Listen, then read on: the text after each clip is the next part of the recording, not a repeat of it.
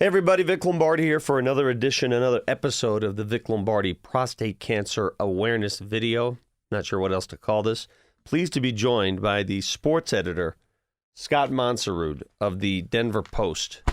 Children, do you know what this is? I read this every day, Scott. Thank you. I am one of your loyal Thank you. subscribers. I will read this till the end of time. I have to have a paper in my hand, okay? Appreciate it. That's my generation. That is my generation, too. Scott is Right. the sports editor of the Denver Post, and albeit not an easy industry to work in, considering all the changes, mine as well. Right. But I almost liken it to cancer, rough waters that you just have to negotiate, isn't it? That's true. That's true. We're getting battered right and left in our industry. But I love my job, and I grew up with newspapers. Sure. And I hope the Post is around for a long time. Frankly, I don't know how, and my friends, my younger friends make fun of me. I do a radio show every morning, and I show up at the radio station, I pull my paper out, and they all snicker.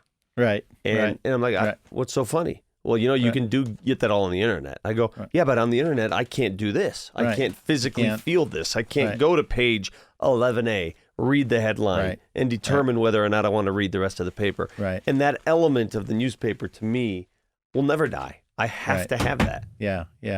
And I hope metros are around and small papers are around forever, but the reality is probably not, as we've seen in the industry. Our industry is undergoing massive changes, as is yours, Sure. I imagine. Every day. So we just adapt and, keep going and trying to figure it out and offer content online as well as in print. So, Not all change is bad. I don't want to be old men, screaming at cloud here. Right. But, in this case, how long have you been with the Denver Post? 2001. Okay. Came in as a deputy editor and then took over as sports editor in 2005. What does a sports editor do? Sports editor assigns coverage. Okay. So what do we cover? Who covers it? How do we cover it? What's the tone? And then when stories come in, edit the stories, send them back sometimes. But basically is in charge of the overall coverage for print and online. So how do we use our resources? Needless to say, that has changed very much in the last 20 years. Yes. I mean, you probably had a huge staff when you first got here. Right. We had almost as many people on the sports staff in 2005 when I took over as we have in the entire newsroom now. Wow. So when I first got to Channel 4 in 1998, I think we had 13 people in the sports department. 13. And I believe that number is dwindled now down to 6 full-time. So it's cut in half. Right. And that applies to every sports department around the country. Right. Both print and television. It's just not the same masses of humanity that we had before. Right. Yeah, we had 24, 25 reporters at our height, and that includes columnists. Yeah. Now I've got 8. Yeah. Which is kind of amazing in a market like Sure. this. But you soldier on because, as you said, you love your job. We all love our job. Yeah, absolutely. So it's been a great career. It's changed dramatically, but I still love it. Still love going in every day. All right. Let's get to the business at hand here. Sure. We talk about prostate cancer on this show, and you and I have come across each other because of the dreaded PC. How old are you, Scott? I'm 64. When were you diagnosed with prostate cancer? August 2015. August 2015. Almost so that 4 is years. recent. Yeah. Okay, so you were 60 or 61 at the time? 60. How did you find out? I had extreme back pain, Mhm. lower back pain, which I'd never had any back issues in my life, and I had extreme fatigue. I mean, Like, what's extreme fatigue? Because I know there are a lot of people out there. I take a nap every day, yeah, and people are saying, oh, my God, it's cancer. What is extreme fatigue versus normal fatigue? extreme fatigue is making it through the day at work, barely finding a way to drive home, but really wondering if you've got the energy and focus to drive. If you're going to nod off or not? Yeah, and then getting home, crashing on the couch, and I also lost appetite. I had no appetite. Interesting. And waking up the next morning and doing it again. So I went to my primary, like obviously something's wrong, right? Yeah. And that's when I found out I had an extremely high PSA. she said, "Well, you've got prostate cancer. I don't know the severity," and then we go from there. Even without a biopsy, she knew that. Yeah, because my PSA was so high. Yeah. Had you gotten your PSA tested before that? I had gotten my PSA tested at a physical about 11 months earlier, and it was in single digits, but in hindsight, I didn't take that as a warning sign. Like I needed to get it checked out. Well, how come? I hate to throw this around. Why didn't your physician tell you that it's a warning sign? Yeah, well, I don't know. Yeah. I mean, I'm just curious. Listen, I didn't know what PSA was. I didn't know what prostate. I don't know what a prostate was. Right. Isn't that sort of incumbent on a doctor to tell you this is, hey, you might want to get this checked? Yeah. I didn't know what a PSA was. I didn't know anything about prostate cancer. I didn't, So, and it obviously grew extremely fast from then to when I found out. So your initial PSA before that, you were told it's probably cancer. When you say it was in the single digits, 7, 8, around there? Yeah, 8. 8. Yeah. My God. Which is high. That's very high. Yeah. I mean, that's more than what mine was, and mine was an aggressive form as well. So you're in there, you got an 8 PSA, and nothing is done. There's no activity. You go 11 months later. Right. And where's the PSA at? It was at 280. Okay. And then 9 days later, when it's the first time I could get into the oncologist, which obviously she recommended, you need to see this person. We set it up. It had already gone to 315. So it was spiking fast. So this was a fast-moving, aggressive cancer. Yes. It was impacting your day, your sleep, your energy, your back pain. Right. It had everything to do with what was going on in your life. So you're told then by whom that you indeed have cancer? The oncologist? Well, my primary told me with that PSA, you've got prostate You've got cancer. to have it. I'm not an expert.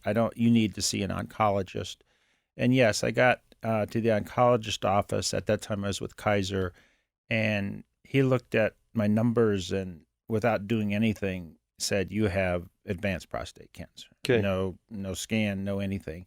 Let's stop right there real quick. Yeah. Prostate cancer versus advanced prostate cancer. For those that don't understand the difference, meaning what is the cancer had left the tumor, had left the primary, left the outside of the prostate capsule.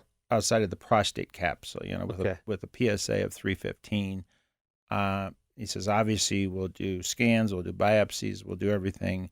But I'm just telling you with 99% certainty, with that number, your cancer has spread to the rest of your body. And your next move was what? My next move was, he said, obviously we'll scan, we'll do all these things. Mm-hmm. My recommendation immediately is to get on ADT. As you know, Vic, that's androgen deprivation therapy. So I set up a shot to get that on 3 days later, which is as quick as I could do. And then he recommended that I start chemotherapy as quick as I could. It was useless to remove the prostate at that point, right? Because it had already escaped the prostate. So removing the prostate does nothing for you, really, if it's outside the prostate. Right. Okay. Right. And so I immediately started ADT. Obviously, I had scans, I had biopsy, and did all that. And that confirmation all came through with what he said. It had spread throughout my body, mainly to my lymph nodes and my spinal column. So that confirmation took about 10 days. So that was the end of August of 2015 when it was all confirmed what he was telling me, like with a PSA. So you're gathering this information. This is hitting you. You're getting punched from all angles. I mean, haymaker after haymaker. And listen, this webcast is all about real life lessons.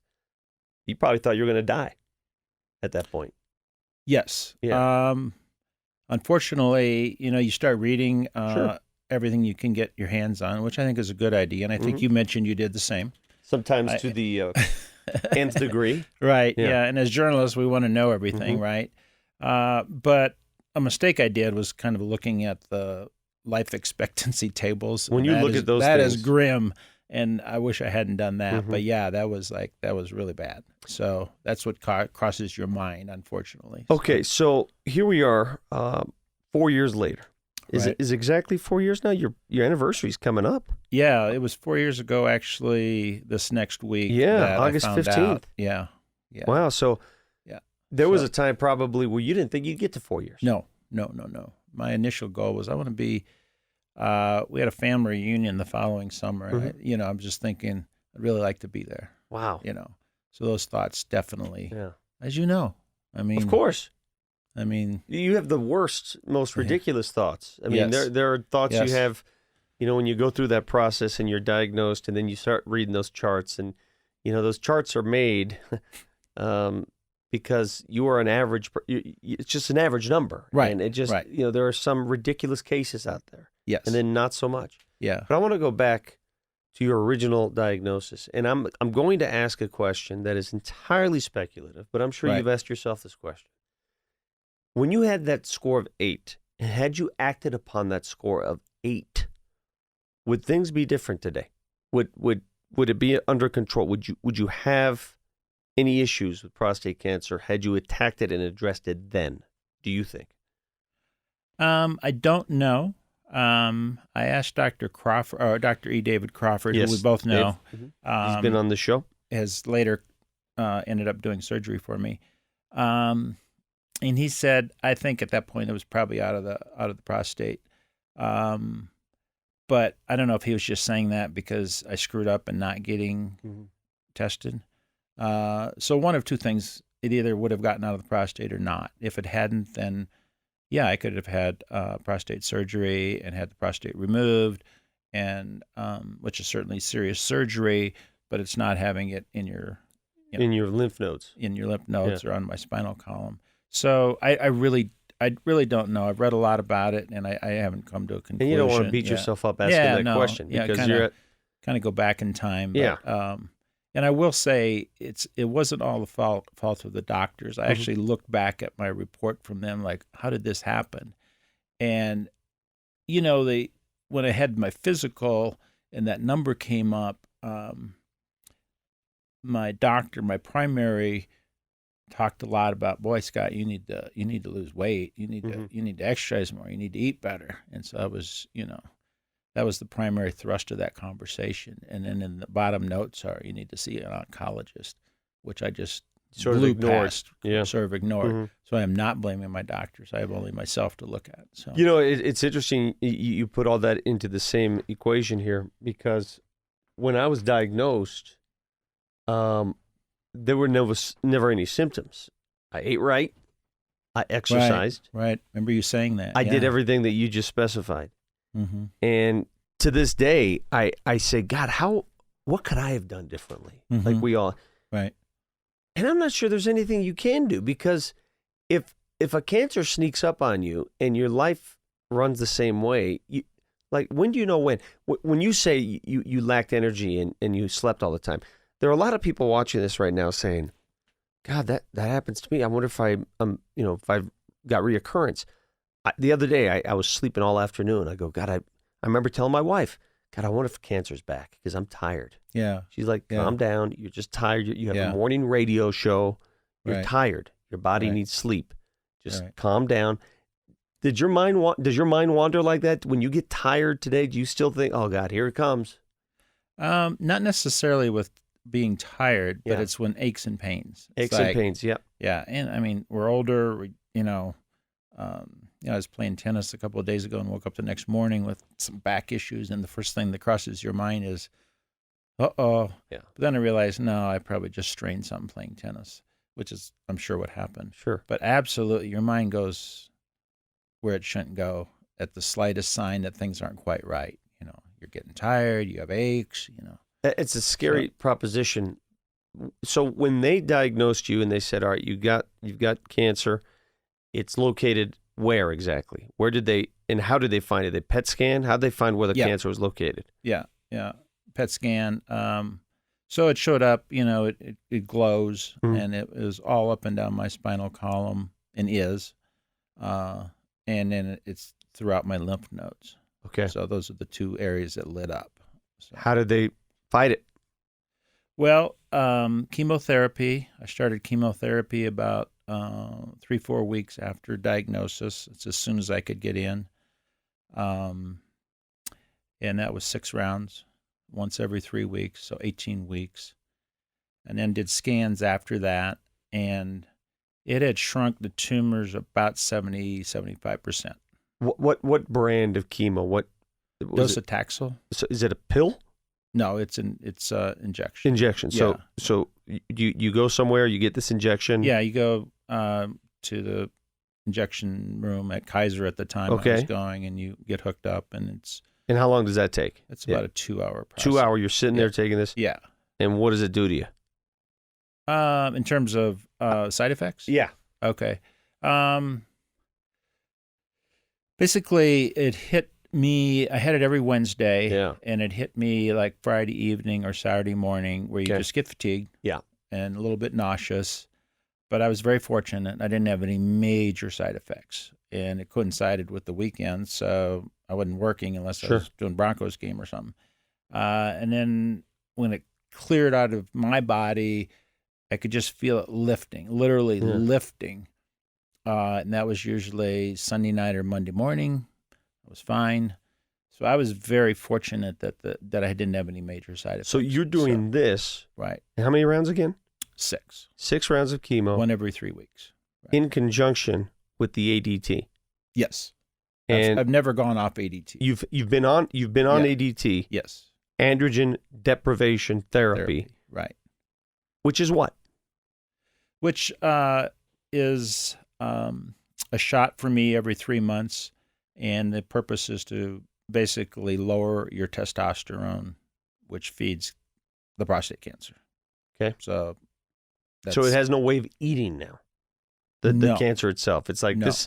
The testosterone is what allows it to stay alive, stay Right. hungry. Right. It's Okay. one of the factors. Yeah. That's the weirdest thing ever. Yeah. You know, in Right. my case, you know, and there's so many things that are going through my mind now because 8 months before my diagnosis, I did a testosterone pellet because I decided I was lacking energy. Mhm. And I go, man, I went to one of these places and they said, you know, you're right on that border. Maybe, you know, you get yourself a testosterone pellet so you can up your Mhm. energy level. I was Right. like, great idea. Right. Great idea. Right. So I did that. In hindsight, I wonder if that just boosted my cancer. I wonder if it Yeah. it Those fed my thoughts. cancer. Right. Those thoughts run through your mind. Yeah, absolutely. I don't know. What have the doctors said, or did they? It's no way to prove it. Yeah, But right. I'm sure it was not a healthy choice to be making. Yeah. Had I known I had cancer at the Right. time, which I did not, Right. had I known, I would have never made that decision. Right. Clearly. Right. All right. So Right. you're on ADT now. Side effects of ADT. I've heard one, hot flashes, Right.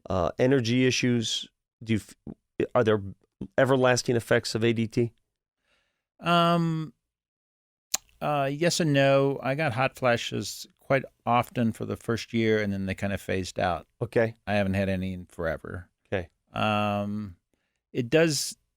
I mean, you are more sluggish. I mean, you Yeah. just are, Sure. and it's also harder to work out. Yeah. I mean, just it is, but Harder to work out because you don't have the energy level yeah, to work right. out? Yeah, or you have to work out harder to get the same Okay. net effect. Sure. It's kind of what Yeah. But other than that, I haven't.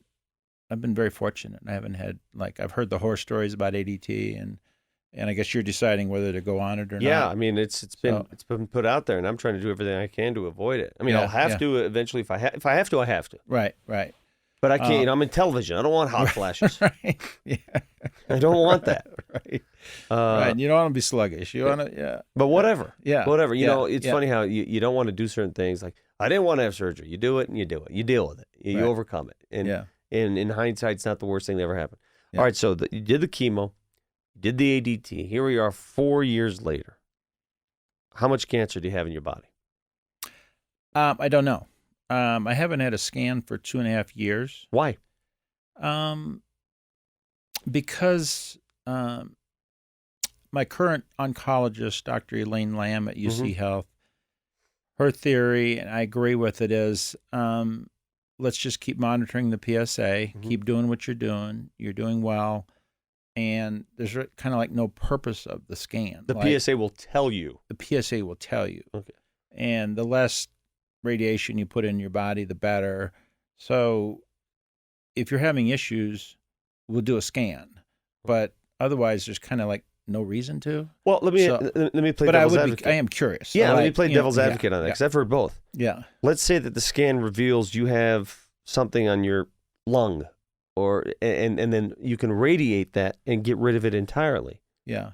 What's wrong with doing that? Why wouldn't you do that? Why wouldn't you go after that point? And if you wait for it to grow, it might be too late.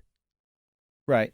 I think the thinking there is you would probably know, or something would tip you off that you aren't feeling well, or whatever. But it's a great question. That's just, I've gone along with that. Sure. But I'm not saying it's totally the right answer. So, yeah.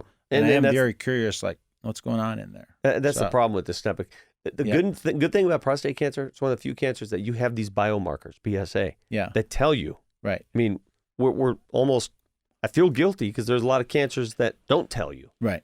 We have markers that tell us how bad it is and where it stands. Exactly. There are so many that do not, that you just have to wait for the pain. Yeah. Or you have to wait for the effects. Right. We can actually keep track of it. Right. So your last PSA score, where's your PSA value right now? 0.01. How? How is that possible if you've had cancer in there and it still exists? Well, the ADT Lupron, which I'm still on, kept it extremely low, brought it down there to that level. And then that has a shelf life where it stops working totally like it should. And that happened a year ago last April. So ADT stopped working? It didn't totally stop, but it wasn't as effective. Okay. So my PSA started rising slowly. Because the cancer figures it out. It's like a little quiz, and the cancer beats the quiz. Exactly. That's a good way of putting it. So it started rising a little bit, a little bit, a little bit. So after 3 consecutive, a little bit. Like rising how much? Give me some numbers here. It rose up to 0.4, 0.9, 1.1. So it was climbing a little bit. Yeah. So at that point, I went on a new oral, basically chemotherapy, abiraterone acetate. Zytiga is the generic name. Stronger, does the same thing, but stronger than Lupron. And kind of the next treatment recommendation is kind of, and that brought it down right away to 0.0, which is where I'm at. So I'm on that, 4 pills a day, plus I still take the Lupron shot. So I'm kind of throwing everything at it. The Zytiga, what I've been explained from Dr. Lamb is that also you get some testosterone out of your adrenal gland, not much, maybe 5%, and that also attacks that. So it's helping you in both ways, attacking the testosterone on all aspects of your body. So I'll just keep taking that until things rise or whatnot. So will you be on ADT for the rest of your life? Yes. I mean, that's just a foregone, that's part of the deal? That's part of the deal. That's the recommendation from Dr. Crawford and Dr. Lamb. Others, and I've read a lot about this too, others believe in ADT holidays. Just leave it until your PSA rises and then go back onto it. There's a lot of debate in the prostate cancer community about that. They're both strong believers of just stay on it. Just, So, but there is that thought out there. Let me ask you this, because, listen, I have the same fears you have, and I guess we'll arrive at them differently. But the one thing I did as soon as I knew that I was diagnosed, and I looked at the horizon, I said, okay, here's what's coming up next. Here, ADT is going to come, and then this, and then the radiation. Right. How can I help myself avoid as much of that as possible? Right. I altered my diet considerably. Grew up in an Italian household. Cheese. Right. Spaghetti. Right. Bread. Right. I mean, sugar like you don't know. I mean, I was a sugarholic. Right. I'd go home and eat a sleeve of Oreos and Nutter Butters before I go to bed. Always kept myself in shape. Exercise every day. But I still ate whatever and whenever I wanted. Right. Upon my diagnosis, I eliminated sugar. outside of fruit and the occasional wine. No sugar. I don't do sugar in my coffee. I don't do any desserts. I don't do any of that. I went to more of a plant-based diet, a lot more vegetables. Fish. I used to always hate fish. I'm eating fish like I live in the sea. I'm not doing red meat. I'm not doing bread like I used to. I've completely gone the opposite route with the diet. All of the things I ate as a child that my mother makes, I don't even look at. And I consider that my ADT. That's sort of like my. Have you ever thought about doing that? Have you ever thought about completely altering your diet? I've thought about it. I don't think I have the discipline of you. I did alter my diet. I mean, I did not have a great diet. I mean, you know. Well, we're in the sports business. Who does? Yeah. I mean, you don't in our business. Yeah. And I grew up on a farm, and you got red meat every day, and you know, potatoes and corn, and you know, bread. So I do eat a lot better, but I haven't cut out all those things. But I limit my sweets. I limit my carbs a lot. But I haven't gone completely, which I think is awesome, what you've done. Well, it may not work. But all evidence suggests it helps. And I think in everything we're looking at, Vic, we're kind of looking at tilting the odds. Okay, what can I do to tilt the odds? Because, again, you look at those tables, like, ooh. Yeah. But what can I put on my side of the ledger? And I think eating much healthier is huge. And it sounds like you're doing an awesome job. Well, you try and give yourself the odds, but at some point, you know, the Gleason scores and all those crazy numbers that you're receptive to, they catch up. I mean, I would lie to you if it never escaped my prostate, I'd be feeling great right now, but escaped my prostate. That's why I'm stage 3. If I didn't have a Gleason of 9, I'd feel better. If my Gleason was 6 or 7, I'd be like, okay, we got this under control. Right. But when you have those ugly numbers, what was your Gleason score? 9. 9. Yeah. So we're in that same aggressive, mean, it builds. You know, my PSA went up considerably too in just a few short weeks.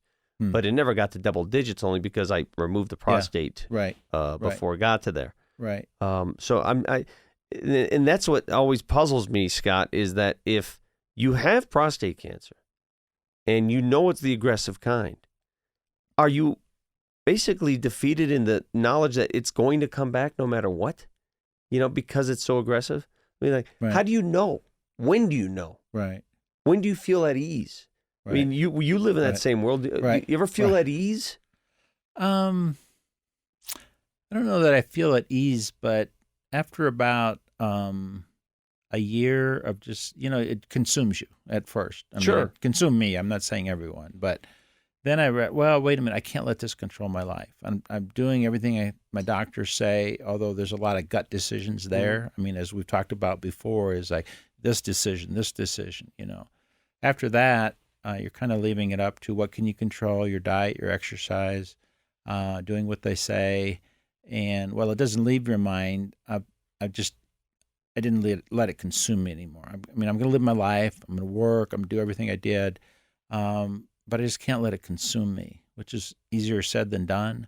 But I think I'm at that point and got that point. And that's when I first started writing about it a little bit, you know, kind of my experience, which was hard, but I think it's been helpful, and I've, you know, hopefully helped some people. And I think what you're doing is awesome, being out front and telling guys to get their PSA checked. So, but it never completely leaves you. Well, see, I mean, what I don't want, what you ask, you're still working. What I don't want to happen, and many people watching this are probably asking, I don't want it to change the way I live. Right. Like, do you live the same way you lived 10 years ago? I mean, I know we get old, so you're not going to do all the same things, but right. Yes and no. I mean, I've made a lot of changes in my life, and I think they've been good. But I think I enjoy things more and don't put things off, vacations or traveling or doing this and doing that. What am I putting it off for? You know, mortality comes into the question here. So, you know, that idea of retiring in a few years, I'm going to do all this. No, I'm going to do it now, you know. So I live a little bit different like that. There's some more urgency. Sure. But other than that, no. I just keep on working and don't let it consume you. There's hope. The doctors are amazing. What's hope?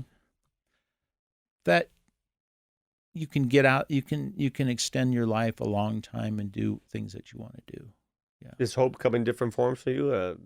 You watch and read, and like I do, pay attention to the next great frontier, the next great drug. Oh, absolutely. Yeah, absolutely. Yeah. So what's hope for you right now? Is there a drug out there that you have your sight set on? Or? None that I've seen. Okay. No, but I Google, like prostate cancer, a cure, all the time. Like maybe it'll magically pop up.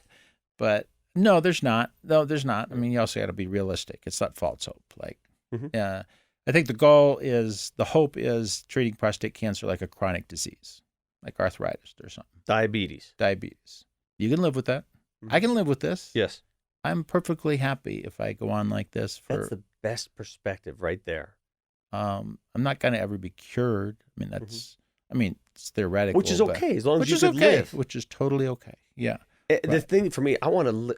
I'm very active. I love playing golf. I love running. Me too. I don't want it to change. If I lose that ability, then I feel like I lose. Right. And that's to me. That's life to me. Yeah. I don't want the ability to lose the way I live. Right. Exactly. And that's where I draw the line. So, if you had some opinion, advice to offer for people who have been recently diagnosed or are fearful, what would it be? What is there anything you would change? Anything you do differently? What piece of advice would you offer, Scott? I would offer the best advice I got was from my good friend Greg Moores, editor of the paper at the time. When I got it, and I was in shock. That first 2 weeks, you're just in shock. At least I was. And how am I dealing? And I was struggled telling family and friends, and his wife had gone through breast cancer. He said, "You've got to get a second opinion." What do you mean a second opinion? You have to get other perspectives on this. They may agree with everything you're being told, but get a second opinion. And I would advise all newly diagnosed patients to do that. That second opinion led me to UC Health, which led me to Dr. Crawford, who absolutely turned my life around. He gave me hope that other doctors weren't, not false hope. As you know, Dr. Crawford, he's kind of no-nonsense, a little bit curmudgeonly. I love him. And he said, basically, how are we going to attack this? And the we was the important part. How are we, you and me, going to attack this? Here's my plan. What do you think? So I would suggest getting a second opinion. What was your first opinion? My first opinion was the doctors that I was working with were not giving me hope. Like, man, you're on stage 4 prostate cancer, PSA 280. Whoa, I mean, this is bad. And like, I didn't feel hope. I didn't feel like I was going to be around very long. And that really takes you. That can compound. Yes. Yeah, you're sending the wrong signals to your body. You've read about it. You've researched it. Attitude can feed cancer as much as anything. Right. Exactly. I really believe that. Yeah. So. Where do you see yourself in 10 years? Hopefully being extremely active. I'm like you, play golf, play basketball, play tennis, love to jog every day, and probably at that point being retired or working at what I want to do rather than, full-time job and traveling the world. That'd be my goal. The beauty of where we're at right now is that there's such a crazy pace at fixing this that every 6 months there's a new drug. Right. Or there's a new therapy, or there's a new way to detect it. And we're benefiting from all that. Yes, where 20 years ago, it was like, hey, here's the only method we have. Right. There's something new around the corner every year. Exactly. And I guess what I hope, someone told me, man, you guys came at the right time. Bad time that you got it, but you came at the right time because there's something you can do about it. I hope I can live to see the day where I open my Denver Post, paper version. Right. And I hope it's around. Scott, sports editor, and there's a headline that says "Cure for prostate cancer." Yes. That would be outstanding. That would be outstanding. Absolutely. But I have to hold it in my hand, and I don't want to read it off my phone. That's right. I'm with you, Scott. It was a pleasure, man. Great. Best of luck to you. And I do want to say, early in my issue, I communicated with Scott many times via text, phone call, and you were very nice to me and very thorough and never scared me, but you told me what was lying ahead, and I appreciate that. No, those thank you. conversations, for those of you who have this disease and people are talking to you about what to expect, you don't understand how pivotal and how crucial those conversations really can be. So thank you. Thank you. Thank you. Thanks for watching. See you next time.